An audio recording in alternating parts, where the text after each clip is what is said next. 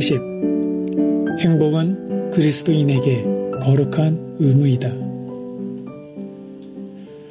풀잎에도 상처가 있고 꽃잎에도 상처가 있다고 말하는 시처럼 상처 없는 사람은 없습니다.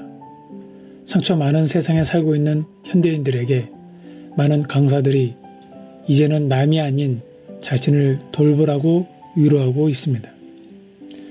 저는 한 달 동안 어떻게 하는 것이 자신을 잘 돌볼 수 있는지 말씀을 통해 보았습니다. 오늘은 마지막 시간으로 우리를 행복으로 이끌고 싶어 하시는 하나님을 말씀드리고자 합니다.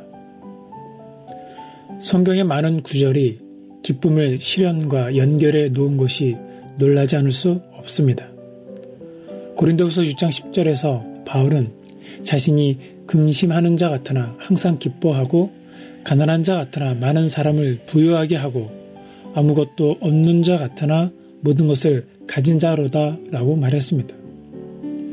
야고보서 1장 2절에서 야고보는 내 형제들아 너희가 여러 가지 시험을 당하거든 온전히 기쁘게 여기라 했습니다. 십자가를 지고 가는 길에서도 기쁨은 항상 함께 한다는 것입니다. 기쁨은 오직 예수님 안에서 오는 것입니다. 예수님으로 행복한 사람은 바울과 실라처럼 감옥에서도 행복합니다. 주님이 함께 하심을 알기 때문입니다. 기뻐하라는 명령은 성경의 여러 명령 중에 가장 강도가 높은 명령입니다. 빌립보서 4장 4절에서 주 안에서 항상 기뻐하라. 내가 다시 말하노니 기뻐하라고 말씀했습니다. 이렇게 강하게 명령한 계명도 흔치 않습니다. 그렇다면 기뻐하라는 명령에 대하여 우리는 막연히 그럴 때가 오기를 기다려서는 안 됩니다. 적극적으로 반응하고 순종해야 합니다. 곰곰이 생각해 보면 행복해야 하는 것이 의무라면 그보다 더 즐거운 일이 어디 있겠습니까? 행복은 우리의 거룩한 의무요 말할 수 없는 기쁨입니다. 하나님은 우리를 초대하여 그분 안에서 행복을 얻고 그 속에 들어오게 하십니다.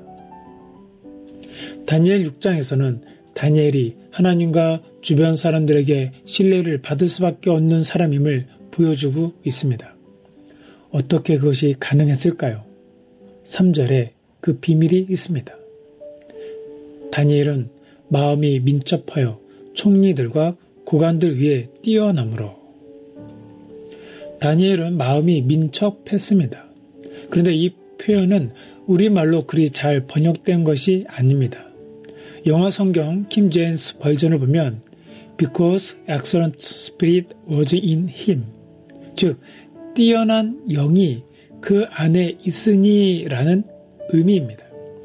다니엘이 뛰어났던 것이 아니라 탁월하신 성령님이 그와 함께 하셨다는 뜻입니다. 탁월하신 성령님께서 우리와 함께 하실 때 우리도 다니엘이나 다윗 또 요셉처럼 하나님께 그리고 주변 사람들에게 인정받을 수 있게 될 것입니다. 요셉이 남의 집 노예로 있었을 때 그의 주인이 여호와께서 요셉과 함께 하심을 보았다고 하였습니다. 그리고 그것을 성경은 여호와께서 그의 범사에 형통하게 하심을 보았더라고 말하였습니다. 탁월하신 성령님이 함께 하심이 형통케 되는 것입니다. 영화 국제시장의 마지막 장면에 나이 늙어 노인이 된 주인공 덕수가 아버지의 사진을 보며 말합니다.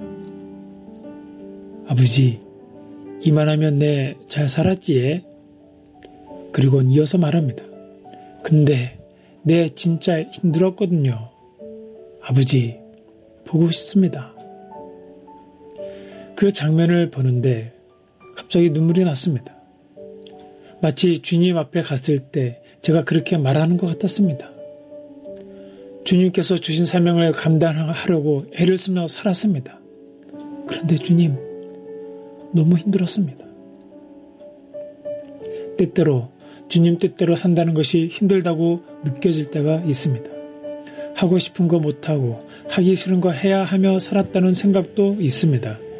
하고 싶은 말 못하고 하기 싫은 말을 해야 했다는 피해 의식도 있습니다.